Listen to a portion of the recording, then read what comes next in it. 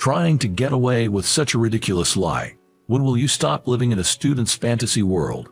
After rescuing a beautiful girl, I missed my company's new employee orientation. When I explained the situation to the company's president, Mr. Smith, he refused to listen to my explanation and assumed that it was a lie. Then he mocked me. Sure, it sounds like something out of a comic book, but a little fact-checking wouldn't hurt, right? A trash who chooses a girl over the company isn't needed. You're fired. No matter how much I explained, he wouldn't believe me, and eventually, I was fired. My career ended on the first day I was supposed to start working. As I was devastated and in despair, the HR manager, Kevin, burst into the office with a panicked look. My name is Brandon.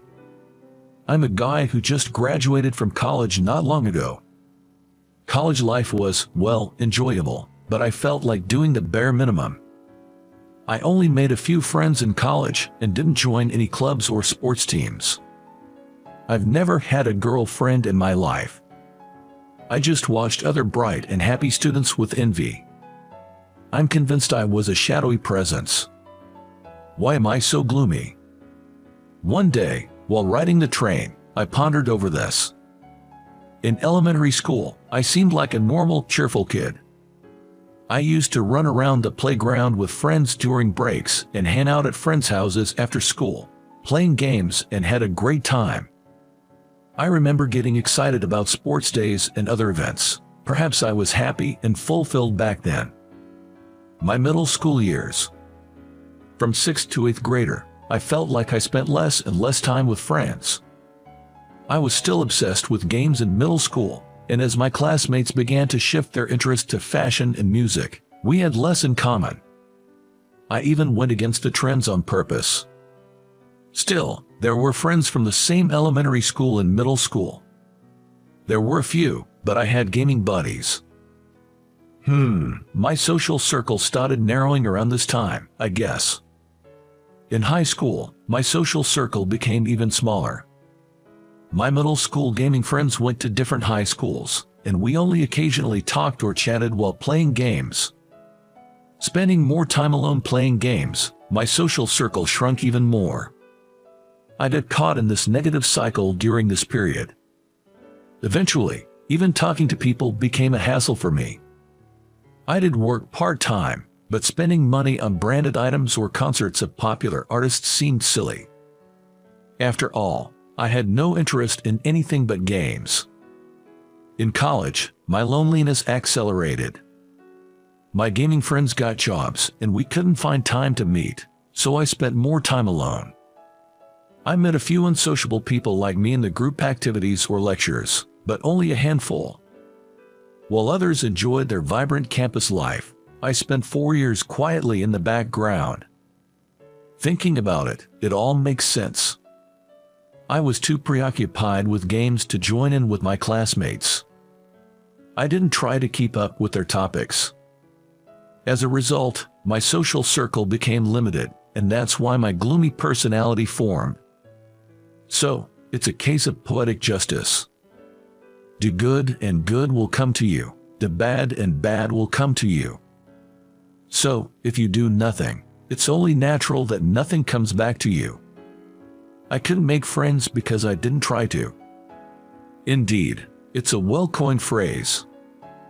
Listening to the train's clatter, I simultaneously admired the phrase and despised myself. Without any change, I was already 22 years old. As I was about to start my career, I wondered if I could change my gloomy self. Then, strangely, I started to feel excited about it. The only bright spot in my life was getting an offer from Company A. Company A is a small electronics manufacturer. I first encountered their products in high school and have been impressed with their quality and design ever since. I literally jumped for joy when I received a job offer from them. No exaggeration. Today, the new employee orientation of Company A is going to be held. I will make a fresh start, and as a member of society, I will abandon the dark, naysaying, pathetic self I have been. Let's be reborn anew. With that resolution, I left home this morning. The venue is in a hall in the city, not too big since it's not a mega-rich company. I had everything ready from the night before, but I got a bit rushed leaving and will arrive just in time. I'm not going to be late, so it should be fine. That's what I thought, but I got scared because I couldn't see anyone else dressed like me. Maybe I'm heading to the wrong place. Maybe I got the date and time wrong. That's the anxiety that crossed my mind. Once I get off the train, I have to walk to the hall. The station was more crowded than I expected, and now I'm worried about making it on time. Being late to the new employee orientation would be incredibly disrespectful. I checked my phone's map app for the quickest route and hurried along. Is this really the right way? I muttered involuntarily. The route took me far from the main streets, through winding back alleys that made me doubt its accuracy. It was oddly quiet. The hustle and bustle of the city felt far away. It was a strange path. What if I'm late? As I anxiously followed the route guidance, I heard a scream from somewhere. Stop it. It was a woman's voice.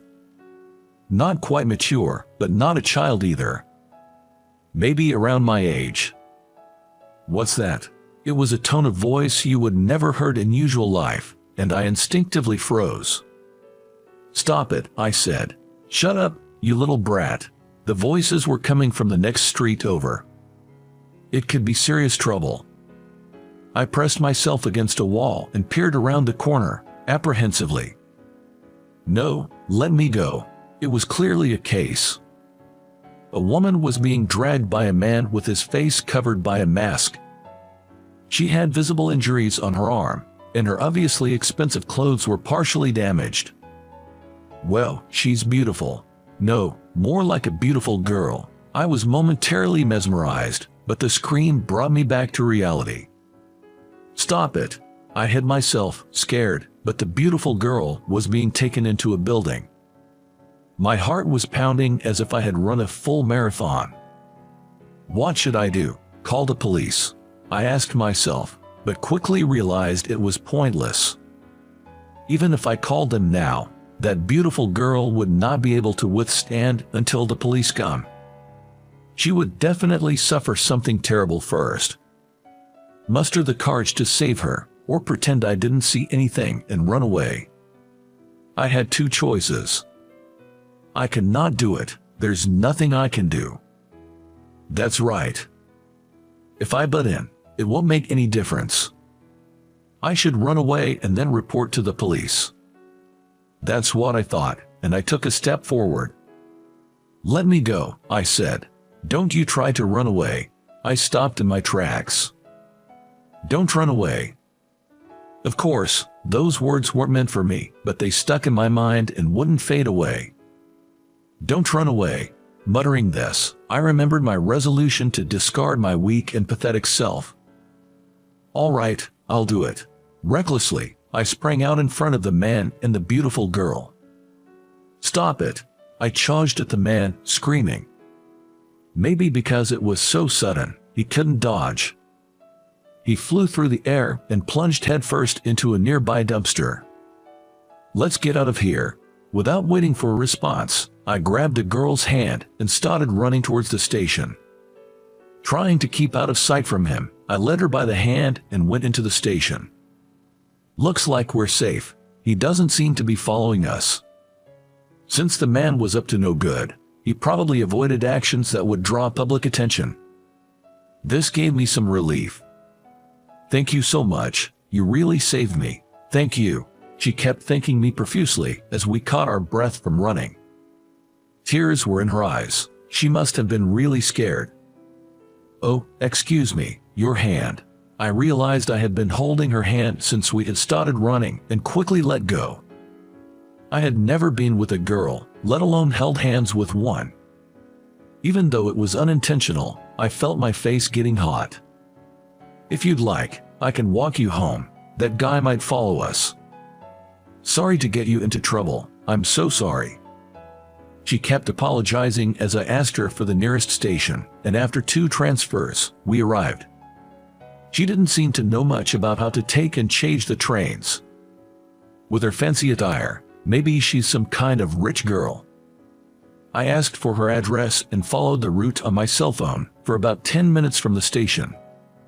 We arrived at a huge, lavish mansion.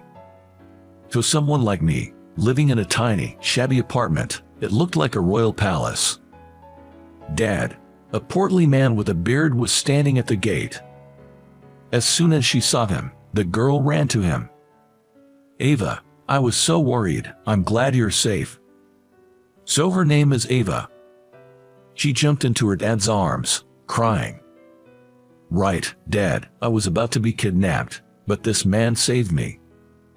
After a joyous hug and kiss, Ava said this and gestured towards me with her right hand. Her dad looked at me and said, "Oh, is that so?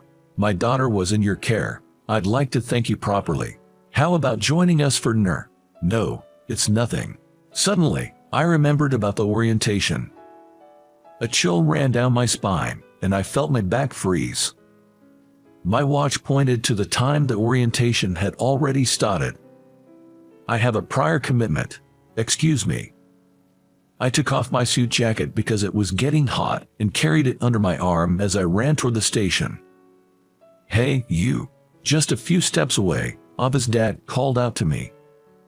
I turned around, thinking what it could be, and saw him holding a shiny black object in his hand. "You dropped your pen." "Thank you so much. It was my pen. A gift from Company A when I got the job offer." It was elegant, black with the company name engraved in gold. "Goodbye." I took the pen, threw it into my bag, and started running again. Should I have at least told them my name? When I arrived at the orientation venue, it had already finished. Wondering what to do, I wandered around and came across a luxury car in the parking lot. The car stopped right in front of me, and the driver's side window rolled down. "Oh, it's you," the driver said, looking puzzled. It was Kevin, the HR manager, I suppose. I remembered meeting him at the interview. "Sorry, my name is Brandon, a new employee. I'm sorry for being late to the orientation. I just got here." "Is that so? Well, what to do?" Kevin seemed more amiable and during the interview.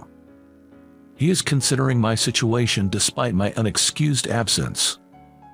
Suddenly, I heard a voice from the back seat. "It's fine, Kevin."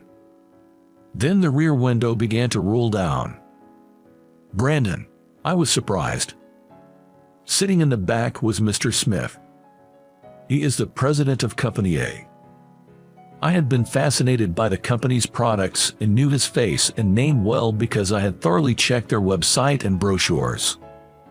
"The orientation's over for today. Be at the office by 8 a.m. tomorrow, okay?" "Yes, I understand. I'm very sorry." I apologized to Mr. Smith, but he started rolling up the window midway. Naturally, it seemed I had made him angry. "Kevin, drive on." "But shouldn't we hear out his circumstances?" "Just go, I'm busy." I overheard the conversation between Mr. Smith and Kevin. Kevin looked helpless as he nodded to me and rolled up the window. I nodded in return, expressing my apology. Soon, the luxury car drove off into the road. Kevin looked down. I thought for a moment, but considering my own situation, I had no time to worry about others. I felt a sense of despair, or maybe emptiness. Anyway, I was incredibly worried about what would happen from tomorrow onwards. The next day, after the daily morning assembly at work, the instruction was given to the new employees in the office. "First, you all need to learn about our products. Here are some magazines related to our products. Please take one each." We were to read the magazine articles, learn from them, and compile a report with our thoughts and what we learned. This was the first task for all the new employees. "Once you've written it, bring it to me. If it's okay, spend the rest of the morning reading other articles." Everyone seemed to be struggling, but for me, it was an easy task. I already knew a lot about Company A's products, so it was simple. I could probably write the report without even reading the articles. However, I might discover something new, so I decided to skim through them. During the task, I heard yelling from the back of the office. I involuntarily looked in that direction. "What the hell are you doing?" The one shouting was Kevin. He was sitting in his chair, scolding 3 young female employees. He looked nothing like the Kevin I saw yesterday, almost like a different person with a scary expression. The women he was yelling at kept putting their heads down, with the tears welled up in their eyes. Suddenly, I remembered Ava from yesterday. She too had tearful eyes and put her head down, but it felt different from this. "Submit a corrective plan by today, understand?" "Yes." They responded, their voices trembling. Kevin gestured with his hand for them to leave, and they dispersed. At the same time, a colleague next to me nudged me with his elbow. I turned to him, and he whispered, "That's the guy from the interview, right?" "Yeah, Kevin." "He's really scary, isn't he?" "Yeah, he is." "Oh dear, no way." After saying that, he returned to reading his magazine. I secretly glanced at Kevin again, and he was sitting with his elbows on the desk, holding his head. I had just finished writing the report and was about to submit it. The office door banged open, and Mr. Smith appeared. Led by senior employees, everyone stood up. "Oh, it's you, Brandon. Come here for a moment." "Yes." I was led to Mr. Smith's office. The luxurious decor and comfortable-looking reception set caught my eye. "You know why you've been called here, don't you?" Mr. Smith sat on the desk, crossing his legs in arms, and began to speak to me. I understood very well why I had been called. It was a concern that kept me up last night. It's about my unexcused absence from yesterday's orientation. "That's right. I'm truly sorry." I apologized sincerely. I tried hard to convey my deepest apologies. Eventually, Mr. Smith told me to stop it. "First, tell me the reason. It wasn't oversleeping, was it?" I hesitated a bit. The reason for my absence was like something out of a comic book. But I couldn't lie about it. I decided to be honest. I made up my mind to do so, denied the sleeping over theory, and then began to explain. I was rescuing someone. Rescuing someone. Yes, a young girl who was almost abducted. I encountered the incident in an alley near the venue and helped her escaping, then escorted her home. As I said this, Mr. Smith, still crossing his arms, looked at me with a serious face. After a while, his face began to crumble. Eventually, as if he couldn't hold it back anymore, he burst out laughing loudly. "What an amusing story, Brandon. You missed the ceremony because you were saving a girl from being kidnapped." "Yes." "That's hilarious. It's been a while since I laughed this much." Needless to say, his laughter was likely tinged with ridicule. After a good laugh, Mr. Smith returned to a serious expression. But though he seemed to be holding back more laughter. "Trying to get away with such a ridiculous lie. When will you stop living in a student's fantasy world? It's not a lie. Maybe I should have reported it right away, but it seemed harsh to be labeled a liar without any fact-checking." No matter how much I insisted it was true, he wouldn't listen. "Is this how you plan to conduct yourself as a professional? A trash who chooses a girl over the company isn't needed. You are fired." For a few seconds, I couldn't comprehend his words. When I did, my body shook and I broke out in a cold sweat. "Fired? That can't be." I said. "We don't need you. A liar like you will surely hold everyone back. Now, leave." My vision blurred with shock. I had finally joined my dream company, Company A, only to be fired. Well, maybe it was inevitable. I had meddled in something unnecessary. I resignedly accepted it and replied, "I got it." Just at that moment, the door to the Kevin's office suddenly banged open. "Hey, Sam." It was Kevin, looking quite flustered. His forehead was sweaty. It seemed like no trivial matter. "What's going on, Kevin?" Mr. Smith appeared annoyed at the intrusion. But Kevin was still not composed. "Watch the news, please." "The news?" Mr. Smith turned on the TV, visibly irked. A large screen TV came to life, showing a news program. The heiress of Company B.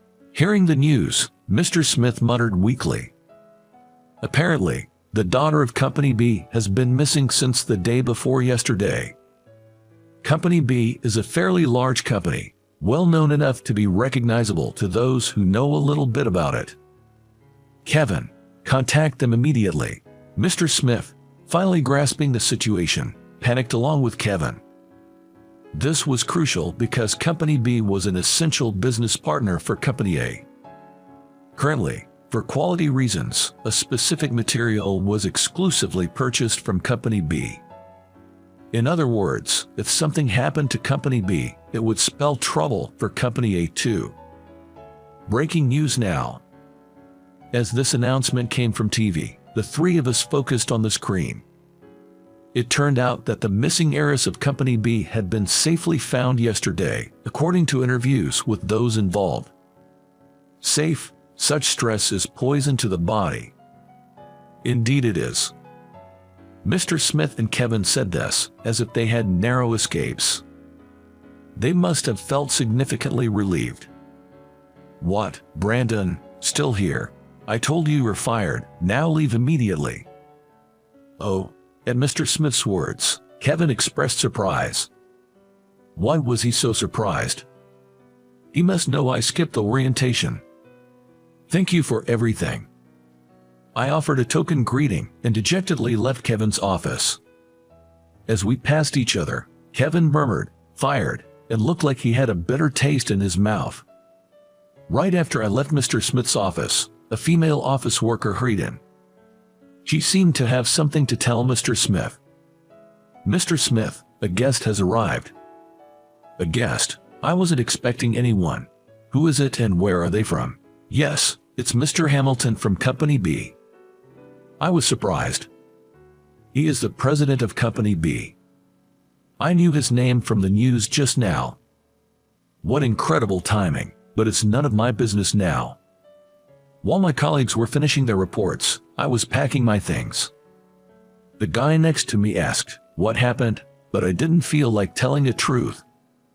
"Just a little issue," I said with a forced smile. Just as I was about to leave, I heard Mr. Smith's voice from the corridor. "You mean, one of my employees?" Then I heard another familiar voice. "Yes, definitely someone from your company." As I looked towards the sound, the office door banged open again. Mr. Smith appeared, followed by a portly man with a beard. Our eyes met momentarily. "Oh, he's that man, the one carrying that bag." I remembered him.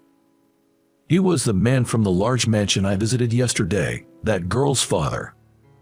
"That man, you say?" Mr. Smith was visibly shocked, struggling to find words. I was also struggling to grasp the situation. "Yes, I would very much like to speak with him." "All right, Brandon, come here." Smith beckoned me, and I was led to a reception room next to the office. Listening more closely, it turned out that the girl's father was Mr. Hamilton, the president of Company B. So, the heiress mentioned in the news was Ava, and unknowingly, I had been involved in her disappearance. "I heard from my daughter, Brandon. You were very brave," he said. "No, well, my heart was racing. What had I done? I had unwittingly become involved in a news-making incident due to a whim. I wasn't regretting it, but I was utterly bewildered. I couldn't talk about the incident as it was under investigation, but apparently, Ava was targeted for a kidnapping, presumably for ransom. And I had stumbled upon it, leading to this moment. I look forward to your future achievements, Brandon." Mr. Hamilton said this with a hearty laugh. Mr. Smith also laughed along exaggeratedly. But how did they know I was at Company A? Right after that thought, I remembered dropping a commemorative pen. Company A gave it to me in front of the mansion. Of course, they must have seen the company name engraved on it. If there are people like Brandon at your company, I would certainly like to build a good relationship, Mr. Hamilton said. He is smiling as he shook hands with Mr. Smith. Mr. Smith was again smiling in an exaggerated manner. But I was still being fired. I hesitated to speak up, but since I was being fired anyway, I felt no need to respect Mr. Smith. Well, let's just say it. I regret to inform you that I am resigning from the company today. I had a discussion with Mr. Smith just now. You're resigning? Mr. Hamilton asked in surprise, his eyes widening significantly, looking quite shocked, which made me feel sorry. Brandon, calm down. It was just a joke. No need to take it seriously, Mr. Smith said in a rushed and awkward attempt to backpedal. But I didn't listen. Excuse me, but I will take my leave here, since I'm a trash who chose a girl over the company, I said, quoting Mr. Smith's words, and stood up. He tried to grab my hand to stop me, but he just barely missed. Brandon, Mr. Hamilton called out to me. When I turned around, he gestured with his open palms, silently asking me to wait. Mr. Smith, what does Brandon mean by what he just said? Well, Mr. Smith was flustered and at a loss for words. So, I explained to Mr. Hamilton on his behalf about how yesterday was my orientation day. How I missed it because I was helping Ava. How I was told I'm fired for choosing a girl over the company. As I spoke, Mr. Hamilton's face turned increasingly red. Mr. Smith, I'm so sorry. I had no idea his story was true, and that the girl was your daughter. Mr. Smith was now apologizing deeply to Mr. Hamilton. But Mr. Hamilton's anger didn't subside. It's not because she's my daughter. I've never thought that you're such a heartless man. I'll take back what I said earlier. We will have to reconsider our dealings with your company. For Company B, losing a small company like A probably wouldn't matter much. But for Company A, losing business with Company B could be the end. Knowing this, Mr. Smith clung to Mr. Hamilton, but he was completely ignored. Brandon, sorry for the delay, but let me introduce myself properly, Mr. Hamilton said, handing me his business card. Company B, President, Paul Hamilton. On my second day as a new grad, I received an impressive business card. I'm sorry, I'm just a new employee and don't have a business card yet. Is that so? Then, may I have your phone number? I would like to thank you properly at a later date. Certainly. Thinking it rude to refuse, I gave him my phone number. Well, I must take my leave now, since I'm fired. I'll be leaving too. We both left the reception room. Mr. Smith tried to reach out to us, but both Mr. Hamilton and I just gave him a cold look. Without saying a word, without extending a hand. He was crying uncontrollably, soaking the floor with his tears. It was a pitiful sight. In the hallway, I crossed paths with Kevin. He looked at me with a sad expression and slightly nodded. He's been a strange person since yesterday. While thinking this, I nodded back and left the company. A few days later, while lounging at home, I received a call. It was from Mr. Hamilton. Hello, this is Brandon. This is Paul Hamilton. Thank you for the other day. After some standard small talk, the conversation moved to the main topic. To your house. Yes, I thought it would be nice to have dinner with you. My daughter also wants to properly thank you. I was surprised by the unexpected invitation. Recalling the grand mansion I had seen that day. The mansion in my memory might be somewhat glorified, but thinking of going there again made me nervous. Yes, I'll come. Good, we'll be expecting you. It felt awkward to be thanked, but respecting their wishes, I decided to visit their house. Upon arriving at the Hamilton residence, it was indeed a breathtakingly grand mansion.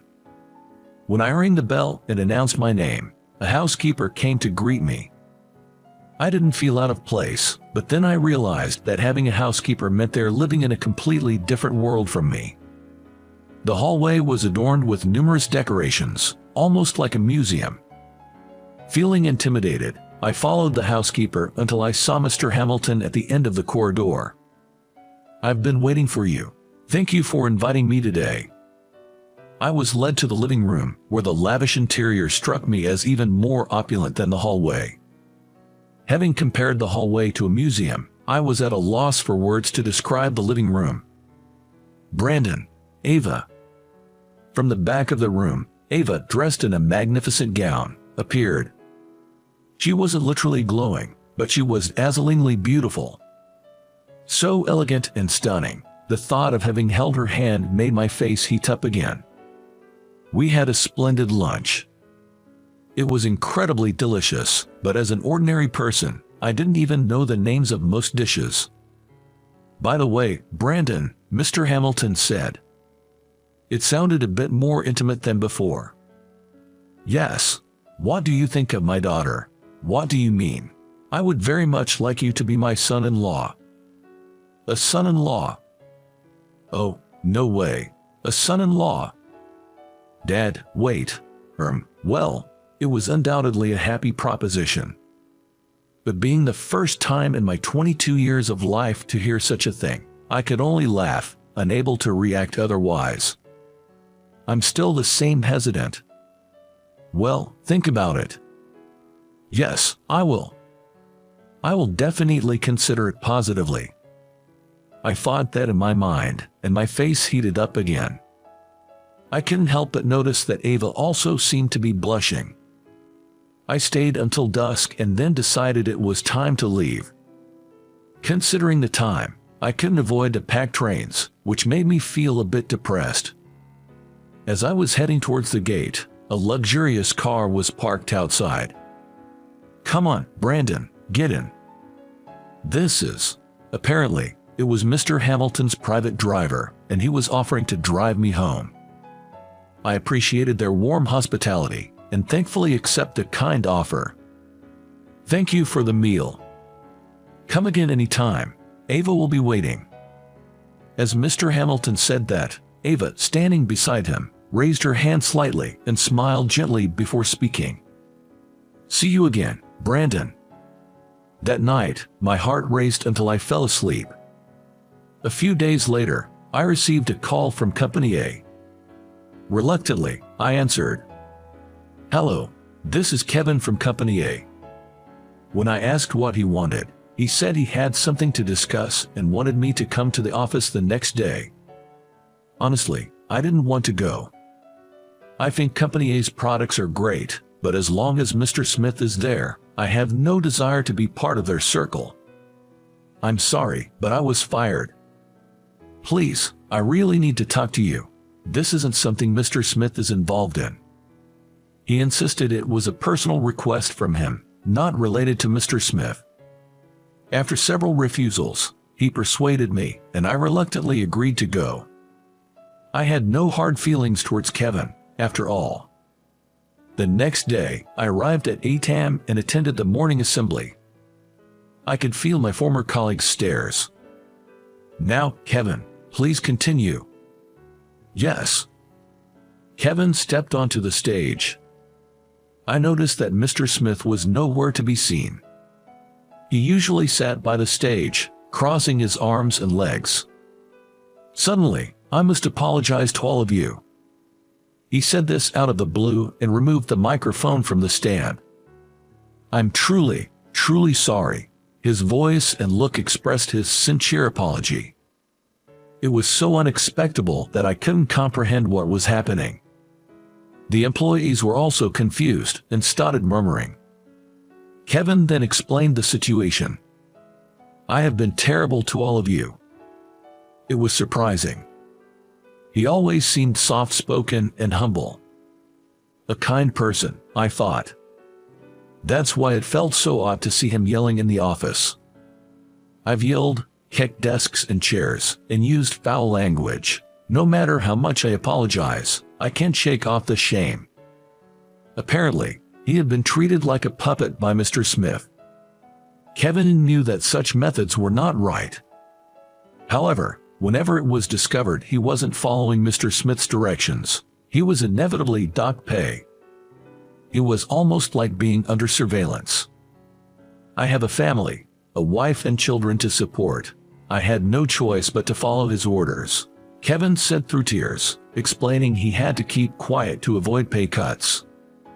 I'm deeply sorry, he apologized again. He really seemed like a good person, just as I had thought. I just remembered his helpless face on the day of the orientation. The next day, holding his head in distress. The bitter expression on his face. The sad look when he lowered his head in the hallway.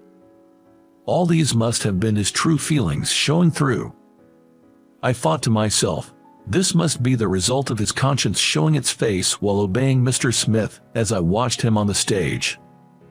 After the morning assembly, Kevin and other executives personally informed me that my dismissal had been revoked. Kevin in particular, when he spoke with me during the third round of interviews, recommended me for the position, saying that I would love to hire him. By the way, where is Mr. Smith? He hasn't been around this morning. I was okay with returning to Company A, but honestly, I had planned to refuse if he was still there. Oh, that's not a problem. Well, it is a problem in a way, Kevin responded. Apparently, more misfortune had befallen Mr. Smith on the day I was fired.